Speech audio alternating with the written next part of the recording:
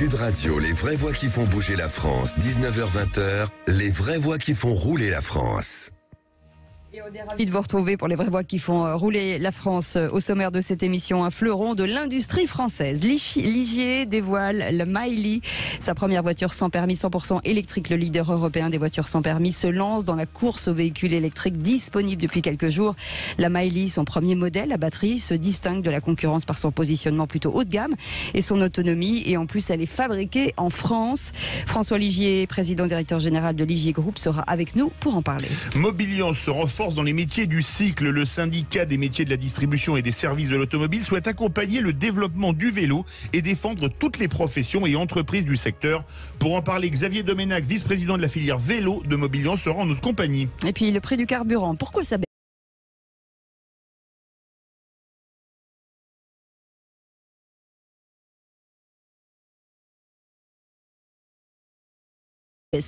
Moins vite en France que chez nos voisins européens. C'est une grande question. Pour ceux qui passent régulièrement à la pompe, la baisse des prix tarde à se répercuter forcément sur notre porte-monnaie. On tentera de comprendre avec Fabrice Godefroy de 40 millions d'automobilistes. La conversion au bioéthanol, une solution pour rouler en ZFE. Bardal, spécialiste et leader du marché des additifs, s'oriente vers le marché des véhicules essence en proposant la conversion homologuée à l'éthanol. Bardal a choisi FlexFuel, pionnier et leader des boîtiers depuis 2007.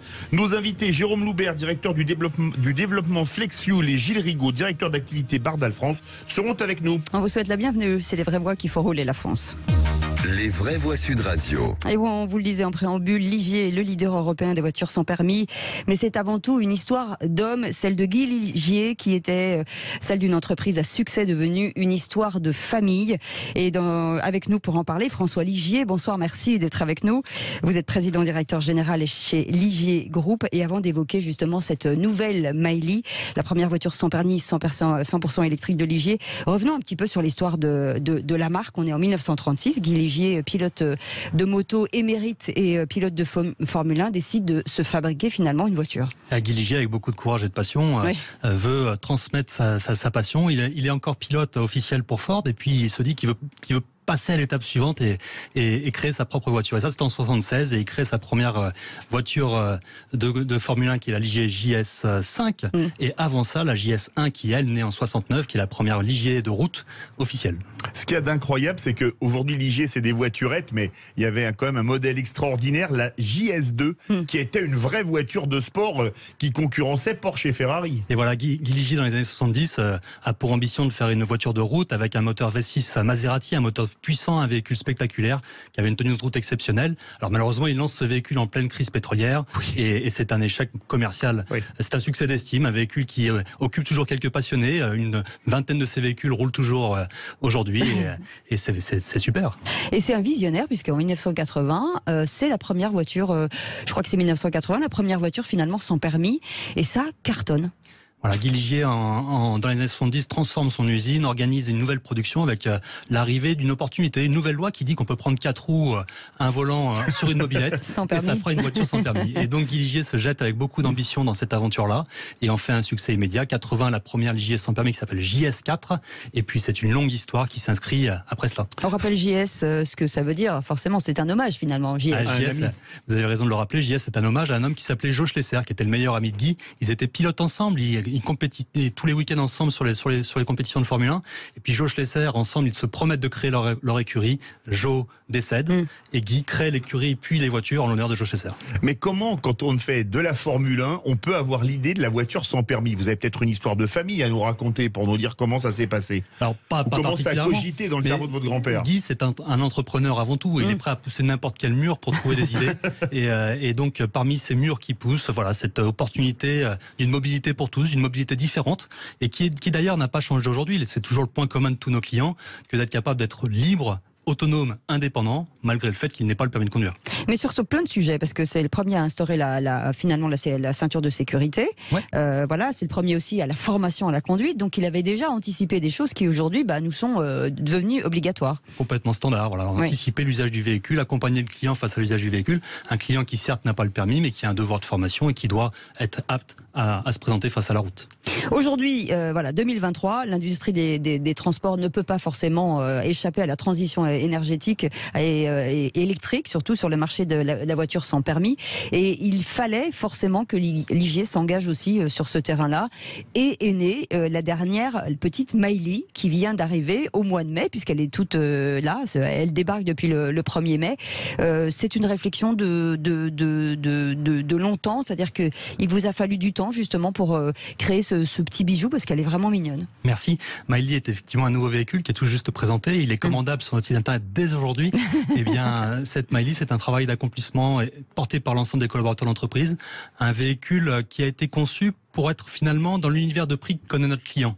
Aujourd'hui, notre gamme thermique, elle s'échelonne de 10 000 à 20 000 euros. Eh bien, Maïli est positionné de 12 500 euros à 20 000 euros également, hors bonus. On a 900 euros de bonus sur ce véhicule-là. Et donc, c'était pour nous le challenge que d'arriver à faire un véhicule électrique dans le même univers de prix que son cousin thermique. Quand on est un industriel comme vous, et vous êtes un vrai industriel qui a 2 usines en France, comment est-ce qu'on s'adapte à la production de véhicules qui passent du thermique à l'électrique? C'est un vrai enjeu, je le disais à l'instant, et donc il a fallu redesigner complètement le véhicule. C'est un nouveau châssis, une nouvelle technologie, une nouvelle plateforme pour effectivement faire de la place d'un point de vue économique à cette batterie si importante au véhicule électrique. Et donc nous offrons le choix à nos clients de différentes autonomies, 60, 120, 190 km, parce que celui qui a un usage plus limité en termes de distance peut se contenter de l'autonomie la première. À l'inverse, celui qui a un besoin maximum de pouvoir se déplacer et rouler, lui sera heureux de trouver l'offre maximale à 190 km. Alors il y a de la concurrence aujourd'hui sur ce marché, même si la Ligier forcément revient naturellement c'est la plus connue de toutes. Il y a, on l'a vu, hein, l'ami de Citroën qui est le fer de lance sur ce segment. Aujourd'hui, qu'est-ce qui vous différencie de cette voiture? Alors c'est un prix accessible. Finalement, c'est l'équipement, parce qu'il fallait aussi apporter quelque chose un renouveau dans la voiture sans permis. Bien, de façon assez pragmatique, c'est pas parce que vous n'avez pas le permis que vous n'avez pas d'envie.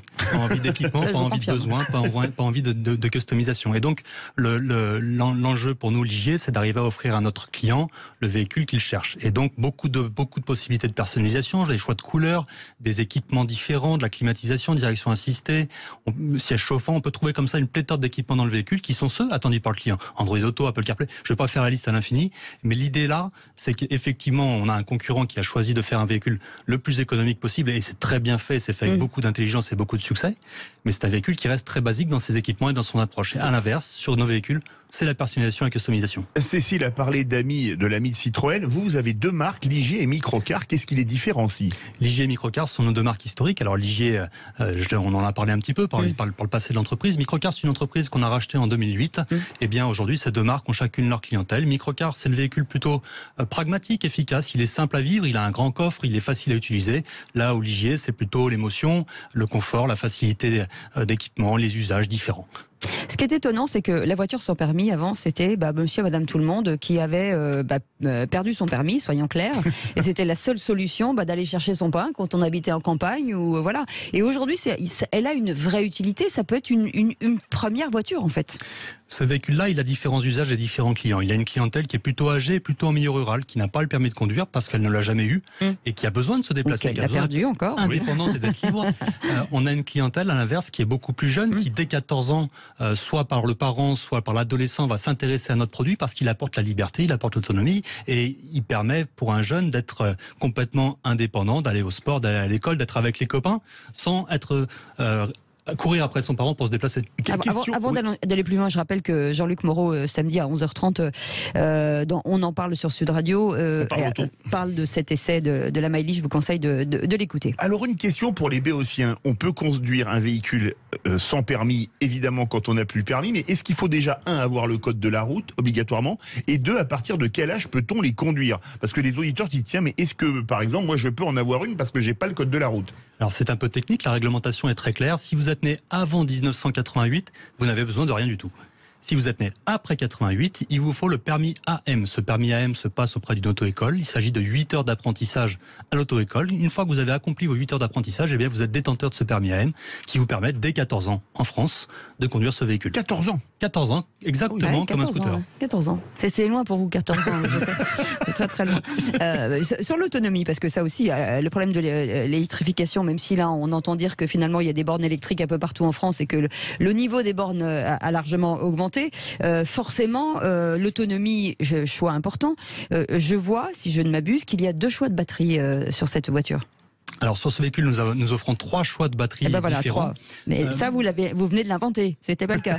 Ah, je m'excuse. Alors 3 batteries différentes. Pourquoi 3 batteries différentes? J'ai 60 km sur le premier niveau. Oui.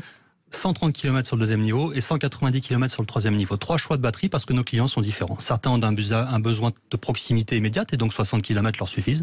D'autres, à l'inverse, sont plus ruraux et auront besoin de parcourir des distances plus importantes. Et eux ça change beaucoup sur le prix? Ça peut changer sur le prix, effectivement. Oui, je le disais, le premier prix est à 12 500 €. La plus grosse batterie sera à 17 000 €. Mais ça permet comme ça à chaque client de finalement trouver le véhicule qui correspond à son usage. Ce qu'on ne sait pas, et moi je l'ai appris en préparant l'émission, c'est que vous faites des véhicules utilitaires électriques. On a beaucoup d'artisans qui nous écoutent. Le Pulse 3 ou le Pulse, comme vous voulez, ou le Pulse 4. Vous pouvez nous en parler? Cette gamme de véhicules, elle a été créée maintenant depuis une dizaine d'années à peu près. Chaque véhicule évolue au fil du temps. C'est d'ailleurs nos premiers véhicules électriques. C'est par cela qu'on a appris l'électrification de nos gammes. Et bien, ces véhicules-là sont utilisés par exemple par la Poste pour livrer chaque jour le courrier partout en France. Poste française, Poste italienne, Poste belge également. Différents clients qui utilisent nos véhicules chaque jour pour faire ces livraisons. Et donc, ce sont des véhicules qui vont être utilisés soit pour de la livraison de proximité, colis courrier, mais également par des collectivités publiques pour faire l'entretien d'espaces verts, différents usages, des grands sites industriels qui utilisent pour leur mobilité interne, des clients qui sont tous très différents, mais qui cherchent un véhicule compact, facile à vivre, électrique avant tout, qui leur permettent de correspondre à des missions et des usages particuliers. Et qui peut rentrer bien sûr dans ce qu'on appelle les ZFE, les zones à faible émission, parce que ça aussi c'est un enjeu, j'imagine que pour vous aussi. Aujourd'hui, les voitures sans permis représentent 22 500 immatriculations en France en 2022 contre 13 400 en 2019. L'avenir est plutôt prometteur pour ces voitures? C'est un marché qui est en forte croissance, qui rencontre des nouveaux usages, des nouveaux clients. 6 à 8% par an de croissance, c'est énorme. Exactement. Et cette croissance importante, elle se fait par les nouveaux clients, je l'ai dit à l'instant, mais elle se fait aussi par des nouveaux usages. Vous le disiez à l'instant, les villes se transforment, la ZFE va révolutionner l'usage du cœur urbain. Eh bien, nos véhicules peuvent correspondre à un nouvel usage de personnes qui cherchent un véhicule, même si elles ont le permis, qui cherchent un véhicule plus simple, qui consomme peu, qui est facile à vivre, qui est compact et qui va leur accompagner dans le quotidien. La France, pardon, allez-y. Ah non, je voulais savoir si c'était genré finalement, parce que on a toujours l'impression que les petites voitures sont des voitures pour femmes, mais pas du tout en fait. C'est important de le dire parce que c'est une voiture qui peut plaire à tout le monde en fait. À tout typologie d'utilisateur, effectivement, c'est un véhicule qui est non genré, c'est un véhicule qui correspond à chaque usage, qui est facile à vivre, il est automatique et donc il est très facile à conduire. Et c'est pour ça que notre public le plus jeune trouve plaisir à l'utiliser. On vous a préparé une surprise avec Cécile, mais juste avant, on a 20 milliards de déficit commercial sur la branche automobile et vous faites tout en France et vous exportez. Vous avez parlé de la Belgique, de l'Italie, etc. Comment vous faites? Alors, nos véhicules sont effectivement 100% fabriqués en France. Nos usines sont adaptées à cette production française. C'est pour moi un enjeu absolument stratégique. Je n'imagine pas fabriquer mes véhicules ailleurs que dans mes usines françaises. Et nous exportons 55% de nos produits en dehors de France. On reste un peu sur la compétition avant de faire de diffuser ce petit son. 40 voitures sont attendues au Mans le 3 juin pour le Ligier European Series. Ça aussi, c'est l'engagement encore de Guy Ligier, que Ligier course automobile, forcément. Guy Ligier a quitté la Formule 1 en 96, quelques années maintenant, et puis Guy Ligier ensuite a eu différentes vies, mais il est resté passionné de compétition automobile. Et il a créé une entreprise avec son ami Tico Martini.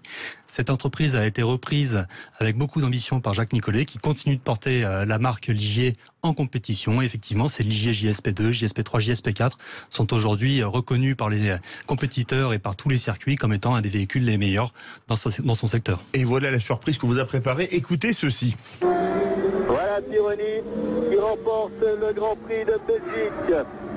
Victoire de Didier Pironi sur Ligier Ford, une superbe victoire du Français qui a dominé cette course. Vous n'étiez pas né.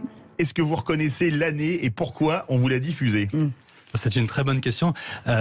Pironi, 77, 78, quelque chose comme ça? Non, c'était le 4 mai 1980. Vous étiez pas né. Il y a exactement 43 ans aujourd'hui. C'est un Didier anniversaire. Pironi remportait le Grand Prix de Belgique à Zolder avec une Ligier JS 1115. Et c'était le premier Grand Prix qu'il ait gagné de son histoire. C'est l'anniversaire aujourd'hui. C'est pour ça qu'on vous l'a fait écouter. C'est super, merci beaucoup. JS 1115, c'est la voiture la plus performante puisqu'en 80, Ligier est deuxième au championnat du monde des constructeurs de Formule 1. Et c'est effectivement un souvenir extraordinaire. Alors moi, je suis né en octobre 80, juste après cet événement. Et puis, mon enfance, je l'ai passé à courir sur les circuits. C'était fabuleux. Eh ben, on aurait aimé vous y croiser. Merci beaucoup, François Ligier, d'avoir été avec nous, président directeur général chez Ligier Group. Et cette petite Miley qui est né et qui est déjà en vente. Voilà, vous pouvez aller voir sur le site de Ligier. Dans un instant, on va parler des métiers du cycle avec de Mobiliance avec Xavier Domenac, vice-président de la filière vélo de Mobiliance. Restez avec nous, on est ravis de vous retrouver. On est ensemble jusqu'à 20h. Et bienvenue dans les vraies voix qui font rouler la France. Encore, on était avec le président et directeur général de Ligier il y a quelques instants. Et tout de suite, on va revenir sur les métiers de Mobiliance. Mobiliance qui se renforce dans les métiers du cycle. Le syndicat des métiers de la distribution et des services de l'automobile souhaite accompagner le développement de vélos et défendre forcément toutes les professions et les entreprises du secteur. Et Xavier Domenac est avec nous, vice-président de la filière vélo de Mobiliance. Bonsoir, Xavier Domenac. Bonsoir. Bonsoir. On parle vélo, forcément, on parle de mobilité un petit peu partout, et il ne faut pas oublier cette filière qui aujourd'hui grandit, se nourrit, se déploie, s'électrifie, et c'était important en tout cas de l'encadrer et de soutenir en tout cas cette filière. Xavier Domenac. Xavier, vous êtes avec nous? Oui, je vous écoute. Oui, je suis là. Tout à fait. C'est ce que je vous disais. Est-ce que cette filière qui se transforme et finalement qui grandit avec des communautés qui grandissent, il fallait l'encadrer aujourd'hui et l'accompagner? Pardon. Alors oui, j'avais pas bien compris. J'ai compris votre question maintenant. En deux mots, alors oui, il y a plusieurs acteurs et Mobiliance justement est le syndicat des vélocistes. Puisque vous avez, si je fais rapidement, vous avez des utilisateurs, vous avez des fabricants de vélos, et puis vous avez des vélocistes qui, eux, vendent des vélos et les entretiennent. Donc, Mobiliance, pour le coup, intervient sur cette partie-là, sur la partie distribution, service, vente. Donc là-dessus, si je vous explique rapidement la partie de Mobiliance et quelques chiffres, c'est plus de 1200 salariés dans le secteur du vélo.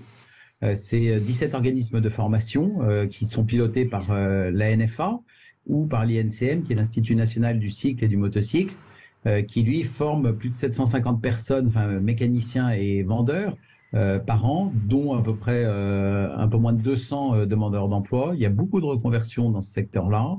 Et puis après, vous avez aussi toute la formation continue autour du vélo, où on continue à former des gens dans le monde du vélo. Xavier Domenac, justement, quelles sont ces formations pour devenir vélociste? On les fait en combien de temps? Parce que maintenant, le vélo, ça a beaucoup évolué.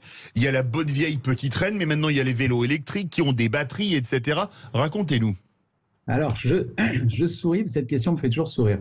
En deux mots, moi, je suis dans une reconversion. J'ai deux Giant Stores, un à Paris-Notre-Dame, un à Puget-sur-Argence, et ça fait un peu plus de 2 millions d'euros, et à peu près 7-8 personnes, et il y a d'autres magasins en vue. Je souris parce que je me suis mis à pédaler dans un club de vélo, pour bien comprendre, j'aime bien comprendre les choses. Et on m'a posé cette question l'autre jour, et c'était quelqu'un qui était justement issu du monde de l'automobile, qui me dit « Ouais, mais on suffit de régler un dérailleur ». Et j'étais un peu comme tous ces gens qui pensaient que aujourd'hui sur un vélo, si vous allez regarder dans le détail toutes les évolutions qu'il y a, sur un vélo musculaire de course haut de gamme, le dérailleur entre la poignée à l'avant et à l'arrière, il est en Bluetooth.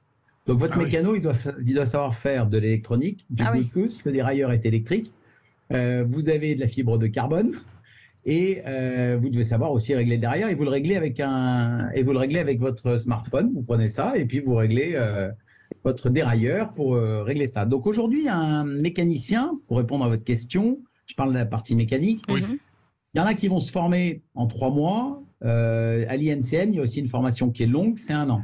Et pour arriver à régler tout ça, et j'ai même pas parlé de vélo électrique, puisque là, dans un vélo électrique, on va parler d'affichage numérique, on va parler de batterie, on va parler de moteur électrique, même si globalement, on y touche peu, ils sont plutôt renvoyés en usine.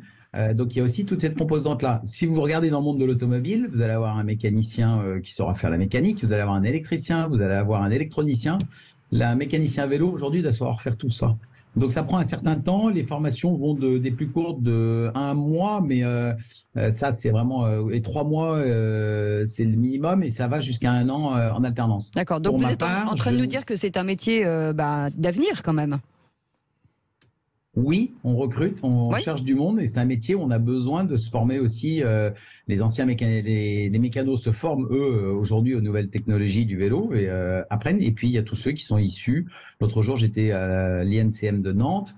Et j'ai été très surpris par le nombre de jeunes en reconversion qui sont des ingénieurs qui travaillaient chez Engie dans l'agriculture, des ingénieurs agronomes qui, eux, viennent se former à ça. Est-ce que le pont mécanicien automobile et vélociste, il y a un pont intéressant ou pas? Enfin, il y a un lien ou ça n'a rien à voir?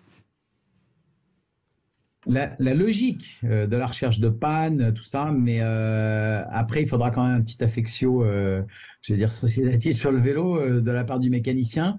Mais à aujourd'hui, non. Ah, aujourd'hui, non. Vous accompagnez combien de points de vente aujourd'hui avec Mobiliance? Bon, à peu près, on est à 4000, si je ne m'abuse, on doit être à peu près aux alentours de 4500 entreprises qui interviennent plus ou moins dans le monde du vélo. Parce qu'aujourd'hui, c'est un secteur qui évolue énormément. Vous avez des vélocistes classiques, vous avez des Giant Store comme moi qui sont des concessionnaires de la marque, et vous avez aussi des concessionnaires automobiles qui, eux, viennent au monde du vélo, qui ont investi et qui ont monté des concessions automobiles. Je pense notamment, par exemple, au groupe Y à Montpellier, qui, lui, est devenu concessionnaire vélo, Giant et multimarque. Et la projection, c'est quoi sur 5 ans? Est-ce qu'on a déjà des chiffres? En termes d'évolution? Oui. Ouais, c'est-à-dire, aujourd'hui, oui, on est sur 3,5 milliards dans le monde du vélo. On est passé en nombre de vélos électriques, on est passé de une petite colle, je ne les ai pas appris par cœur, les chiffres sont sortis il n'y a pas longtemps, mais on a plus que triplé, si vous voulez, sur le vélo électrique, là où en Allemagne, on vend plus de 2 millions de vélos électriques par an. Aujourd'hui, on est à 700 000 en France. Merci beaucoup, donc, Xavier. On envisage ça à 2030. Merci beaucoup, Xavier Domenac, vice-président de la filière vélo Mobiliance. Merci d'avoir été avec nous. Et de l'électrique, forcément, on va revenir sur un sujet qui est important puisque c'est le prix du carburant. Pourquoi ça baisse moins vite en France que chez nos amis européens? On va en parler avec Fabrice Godefroy, qui est avec nous de 40 millions d'automobilistes. Bonsoir, merci d'être avec nous. C'est la grande question. On est tous devant la pompe et on se dit, voilà, mon porte-monnaie n'a pas changé, il est toujours aussi vide et pourtant à l'extérieur de l'Hexagone, c'est plus intéressant. Alors c'est exact, et en plus de ça, c'est d'autant plus choquant que le prix du baril du Brent étant largement en baisse. Il est passé à $78 le baril, et un baril, je crois que c'est 160 et quelques litres. Alors, mais derrière, ça suit pas. Non. Oui. Alors, quand ça augmente, ça suit en général. Si je peux me permettre, je pense qu'il faut que je démarre sur une explication assez technique. Je vais essayer d'être concis et essayer d'être assez précis. Ce qu'il faut savoir, c'est qu'en France et en Europe, on n'a pas de pétrole, mais on a des raffineries. Et quand on fait du raffinage, on fait en production, moite-moite, je caricature, essence, diesel. En France, on a toujours eu une consommation de diesel beaucoup plus importante. Aujourd'hui, on est autour de 75% de la consommation des carburants routiers en diesel. Et par contre, en essence, un peu moins. Donc on a toujours été autosuffisant au niveau de l'essence, même à une époque, on en revendait à l'extérieur. Notamment aux USA. Voilà. Alors que le diesel, on l'achetait à l'extérieur, avec un autre marché qui est le marché du Rotterdam, sur lequel les tarifications sont différentes. Je pense que je choque personne sur les derniers événements des grèves sur les raffineries en France. Et on a eu le même phénomène au mois d'octobre dernier, sur lequel ça a été une catastrophe, des pénuries hallucinantes. Oui. Donc je pense que l'État a prévu quelque chose, c'est-à-dire d'acheter de l'essence à l'extérieur, d'essence déjà raffinée, forcément plus cher, évidemment, que si on l'avait produit nous-mêmes avec nos raffineries. Donc, avec l'inertie des stocks actuels, je pense que c'est le souci actuel. Et c'est pour ça, d'ailleurs, qu'on retrouve une essence 95 plus chère que le diesel actuellement. On a un auditeur qui nous a contacté, j'en ai parlé tout à l'heure dans mon coup de gueule, il faisait le plein à la frontière franco-espagnole. Le gasoil premium était à 1,339. Je racontais que dimanche dernier, j'ai fait le plein sur du gasoil pas premium, 40 centimes de plus. On rajoute 10 centimes pour du gasoil premium. Comment expliquer cet écart de 50 centimes sur un litre de gasoil? Est-ce que c'est les distributeurs, soyons clairs, parlons vrai, qui font des marges? Alors, j'aurais pas la réponse là-dessus, je pense. Et vous sortirez pas d'ici. Je l'aurais pas, parce que je suis pas producteur de carburant. Je représente les automobilistes, donc évidemment, c'est pas forcément mon sujet. La seule chose que je peux dire, et ça c'est insupportable, c'est qu'aujourd'hui, le carburant, il faut quand même savoir que c'est le produit où il y a plus de taxes que de produits et de services. On est aux alentours de 60%, et ça c'est insupportable. C'est-à-dire qu'on arrive quand même en France à avoir une TICPE, qui est quand même extrêmement importante. La taxe intérieure sur la consommation de Tout à produits fait. énergétiques. Il y a 60 centimes sur l'essence, sur le diesel, 66 centimes sur l'essence. Donc il y a encore une différence entre l'essence et le diesel, sur lequel on rajoute en plus une TVA à 20%. Donc au total, on a quand même 60% de taxes. Donc c'est quand même impressionnant. Donnez-moi un exemple de produit où il y a plus de taxes que de produits. Mais de le services. caviar À est part moins taxé. peut-être Dans un instant, on va parler de FlexFuel avec une autre entreprise Bardal, puisque Jérôme Loubert est avec nous et qui est l'un des patrons de FlexFuel. Aujourd'hui, le bioéthanol, est-ce que c'est pareil? On est sur le bioéthanol, on a les mêmes tarifications, on a les mêmes problèmes de taxes, Jérôme ouais. Alors, je pense que je vais me corriger. Ouais. Bon, l'éthanol, c'est différent. Vous avez une façon différente. Dans le micro. C'est-à-dire la négociation, elle se fait à l'année et pas par rapport à un tarif. Sur le quota, ouais. Voilà, sur un quota. Et on a eu une hausse du bioéthanol ces derniers temps à cause des problèmes de produits de l'énergie. Et c'est exactement le problème d'ailleurs de l'essence qu'on a dû acheter ces derniers temps. C'est-à-dire qu'on a dû l'acheter au pire des moments, au moment où l'énergie était assez élevée. Et là, on écoule les stocks. Et je pense qu'on est en train d'écouler les stocks, malheureusement, et on les a achetés au mauvais moment. Est-ce qu'on sait, on a une projection du moment où ça va baisser ou pas du tout? Alors, on peut estimer qu'évidemment, l'inertie va pas durer quand même des années, donc ça va se réguler. Et j'espère qu'on va réguler et avoir un prix maintenant à la pompe correct, tout en sachant que le problème, c'est que c'est extrêmement volatile, le tarif. On voit que le Brent a largement baissé, le prix Rotterdam a largement baissé, mais il peut très bien remonter, surtout qu'avec l'embargo russe, parce qu'on achetait 25% comme de notre diesel en Russie. Donc apparemment, on a trouvé des solutions alternatives qui semblent efficaces. On achète du diesel russe, mais qui a été raffiné en Inde. Je n'osais pas le dire, toujours mais russe, parlons vrai, effectivement. Mais parlons vrai, oui, Voilà. c'est vrai. Ouais, c'est ça. Bon, mais La c'est preuve vrai que l'embargo marche très bien. Bon, après, il faut quand même se rappeler aussi d'une chose, un peu d'historique. En 2018, on a augmenté les taxes sur les carburants, la taxe carbone. Oui. On l'avait augmenté de 7 centimes sur le diesel et de 4 centimes sur l'essence. L'objectif, c'était un rééquilibre entre l'essence et le diesel. Ça s'est bloqué en 2018 parce qu'il y a eu les gilets jaunes. Donc les prochaines augmentations qui étaient prévues n'ont pas eu lieu. Mais normalement, depuis des années, le diesel devait être moins cher que l'essence. Donc on retrouve en fait quelque chose qui était historique qu'on avait déjà en 2016. Donc ça veut dire qu'aujourd'hui on est dans la logique on est plus dans cette logique-là, sauf qu'à mon avis l'essence est beaucoup trop chère parce que malheureusement il vient pas forcément de nos raffineries à cause des grèves. Est-ce que la France est un des pays où les carburants sont les plus chers en Europe, alors en valeur absolue et en valeur de pouvoir d'achat? Alors quand on regarde les pays frontaliers, c'est sûr qu'il est moins cher en Espagne, il est moins cher dans d'autres pays. Donc on fait pas partie évidemment du hit parade des carburants les moins chers, ça c'est une évidence. Oui. Donc ce qui fait plaisir aux Perpignanais ou aux Bayonnais qui vont faire le plein en Espagne. Oui, surtout beaucoup moins aux Bretons. Surtout qu'en plus de ça, il faut quand même se rendre compte d'une chose, c'est que le carburant, alors évidemment ça touche les automobilistes, mais ça touche pas que les automobilistes, ça touche aussi le transport. Oui, donc quand on parle d'inflation aujourd'hui sur les produits, et ben évidemment le transport en fait partie et c'est un impact aussi direct. Donc il y a des gens qui peuvent se dire, moi le prix des carburants, je vais parler vulgairement, je m'en fous, mais en fait, parce que j'ai pas de voiture, mais en fait c'est pas vrai, ils sont touchés indirectement par le transport. Donc il va falloir effectivement qu'à un moment ou à un autre, les taxes sur les carburants fassent quelque chose. Ça, 40 millions d'automobilistes, ça fait partie des variants des marottes, et il faut absolument ou qu'on baisse la TICPE, ou qu'on enlève cette TVA à 20% sur un produit de première nécessité, qu'on arrive peut-être à une TVA à 5,5. Oui. Ou Voilà. qu'on applique la TVA hors TICPE.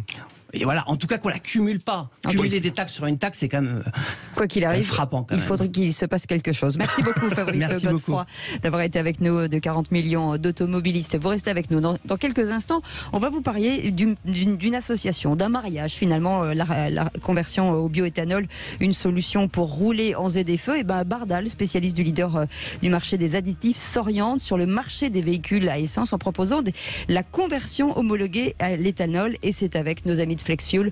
On en parle dans quelques instants. Ils sont avec nous. Si vous avez des questions, vous ne bougez pas. Hein. Si vous décrochez votre téléphone, 0826 300 300, on est là, on vous répond. On est ensemble jusqu'à 20h. On ne bouge pas d'ici. Surtout vous, Philippe David, vous restez là, s'il vous plaît. Attachez-moi. Et taisez-vous.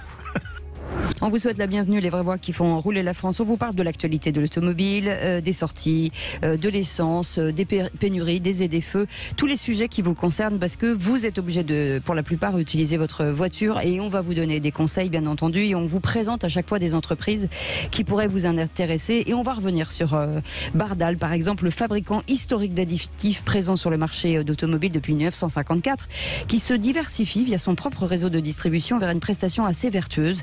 C'est la conversion au super-éthanol E85 en partenariat avec Flexfuel Énergie Développement. Ils sont avec nous ce soir. Gilles Rigaud, bonsoir. Merci d'être avec nous en direct sur Sud Radio. Vous êtes donc le directeur commercial de Bardal. Jérôme Loubert, j'en ai parlé il y a quelques instants, directeur du développement de Flexfuel Énergie. Ce mariage, en fait, ce partenariat entre les deux, il est à l'initiative de qui et comment ça s'est organisé? Alors, monsieur Gilles Rigaud, je vais revenir vers vous. Je ne sais pas qui a appelé l'un l'autre finalement. Jérôme. Qui a publié les bans? Il y a eu une initiative de Flexfuel sur la partie, on va dire, évangélisation du boîtier éthanol. Les boîtiers éthanol, on est sur des dizaines de milliers l'année dernière de conversion à l'éthanol. Ça paraît un gros chiffre, mais sur un marché de 10 millions de véhicules, ça reste très modeste. Alors, on va rappeler, parce que ça, c'est très important de le dire, pour ceux qui ne connaîtraient pas, le boîtier éthanol, c'est-à-dire que si vous avez une voiture thermique, vous avez la possibilité d'inscrire, de mettre un boîtier éthanol, ce qui vous donne l'opportunité de mettre n'importe quel carburant, sauf le diesel. Quasiment toutes les voitures essence depuis 2001 sont compatibles avec les boîtiers éthanol. Voilà. Et donc c'est un marché colossal, c'est une opportunité pour les automobilistes de faire des économies conséquentes, en moyenne 500 € par an pour les automobilistes qui font 13 000 km par an. Ils existent peu, c'est pas trop notre cible, c'est plutôt nos clients, c'est autour de 800 € d'économie par an. Et donc, eh bien, il y a une volonté de notre part de faire connaître cette prestation. Et quoi de mieux pour faire connaître quelque chose qu'une marque? Et aujourd'hui, Bardal représente une marque, une notoriété sur le marché de l'automobile. Bardal, c'est... Merci. Je vais parler pour eux. Je vais parler pour Gilles Rigaud. C'est le sponsor des 24 heures du Mans dans le film Le Mans 66. C'est Sébastien Loeb avec le Paris-Dakar. Donc c'est quelque chose qui parle aux particuliers. Et donc nous, on croit à ça, on croit à la démocratisation du produit, entre autres par la marque. Vous avez fait une initiative sur les ZFE pour que les véhicules équipés bioéthanol puissent aller dans les ZFE. Parlez-nous-en, Gilles Rigaud. Alors nous, on travaille sur deux axes de développement. Le premier, tu viens de l'évoquer, c'est donc la diversification de l'entreprise sur la proposition auprès de professionnels donc de la pose de boîtiers de conversion super-éthanol. Et donc on participe ensemble à cette avancée pour permettre aux automobilistes de passer le cap de ces ZFE. Et puis, on a une autre action aussi sur la dépollution des moteurs pour les rendre plus vertueux et pour permettre donc aux véhicules qui ne pourraient pas l'être de passer donc le cap de ces nouvelles contraintes environnementales. C'est important de noter que vous, depuis des années, vous prenez l'entretien automobile, l'importance de l'entretien automobile. Oui, alors, Bardal, on existe depuis 70 ans donc à travers le monde. On fabrique, on conçoit des additifs pour rendre les moteurs plus vertueux. Ça, on dépollue les moteurs, on tente de les remettre dans leur propriété d'origine pour diminuer la consommation et les émissions de fumée polluantes et de gaz. Et donc oui, on connaît bien l'entretien mécanique. On décrassait les carburateurs en 1954. Donc aujourd'hui, on décrasse les moteurs nouvelle génération. Juste pour faire un petit feedback sur l'historique de l'entreprise, qui est une entreprise familiale, 4e génération. On conçoit nos produits, on les développe, on les formule, on les teste. Et on souhaitait, à travers donc ce partenariat, oui. Participer aussi sur les véhicules essence, donc à cette transition et à rendre les véhicules plus vertueux sur l'environnement et plus économiques aussi. Et plus écologique, bien entendu. Ça veut dire qu'aujourd'hui, dans votre réseau de distribution Bardal, on va retrouver les boîtiers bioéthanol Flexfuel sous la marque Bardal, en marque blanche, comment ? Oui, voilà, donc nous, enfin, on garde évidemment... alors j'ai ramené un petit échantillon pour vous montrer. Voilà. On le voit bien. Le boîtier jaune et noir. Mais très bon, alors les jaunes et noirs aux couleurs de Bardal avec le drapeau à damier. Voilà, tout à fait. Bon, magnifique. On souhaitait se rapprocher d'un expert. On dirait un lingot d'or. Voilà. Donc, qui est FlexFuel. Et bon, on a un réseau de professionnels, de garagistes aujourd'hui qui est d'à peu près de 7000 professionnels qui déjà dépolluent les moteurs avec nos différentes solutions pour donc les véhicules au sens large. Et on dépollue essentiellement les véhicules diesel. Et donc, l'idée, c'était pour l'entreprise d'associer l'ensemble des véhicules à travers donc le boîtier avec les véhicules essence. Et on avait une action forte à travers le décrassage, le nettoyage des moteurs diesel et donc la conversion des véhicules essence au boîtier, enfin au superéthanol. On connaît bien les produits Bardal, entre les nettoyants soupapes, les nettoyants diesel, les nettoyants injecteurs. Il y a des produits spécifiques pour l'éthanol 85 ? Très bonne question. On a toujours des bonnes questions. Toujours des bonnes questions. Parlons vrai. Toujours de bonnes questions. Oui, nous avons un produit qui, comme pour les véhicules essence standard ou les véhicules diesel, donc nettoie les injecteurs. Puisque, comme tout véhicule ou moteur thermique, par la force des choses, les moteurs s'encrassent et donc les injecteurs également. Et donc ça, on a une préconisation d'entretien comme on peut l'avoir sur les véhicules diesel ou les véhicules essence normales. Et puis, on a aussi développé donc un produit qui est un produit d'entretien qui est à mettre à chaque plein pour permettre donc d'entretenir de façon plus préventive les véhicules qui roulent donc au superéthanol. Voilà, qui sont moins polluants. On parle de décalaminage aussi avec vous chez FlexFuel. L'importance du contrôle technique, le lien avec la ZFE, de se dire que forcément, à un moment donné, plus vous allez entretenir votre voiture, moins elle va polluer, et de pouvoir rentrer dans ces fameuses ZFE.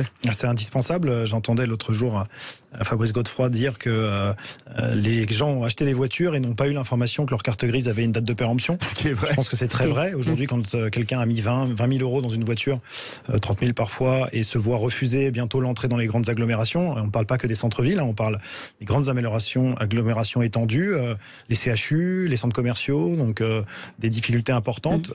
Nous, on prône évidemment des aménagements de ces ZFE. On dit que évidemment ça va dans le bon sens sur la partie écologique, qu'on a besoin d'améliorer la qualité de l'air dans les villes, mais que par contre on doit penser large, on doit penser pouvoir d'achat, on doit pouvoir donner des solutions. Et donc la conversion au bioéthanol permet de faire durer plus longtemps certains véhicules qui vont pouvoir être plus vertueux. Un véhicule essence qui va être converti à l'éthanol va coûter moins cher à son utilisateur.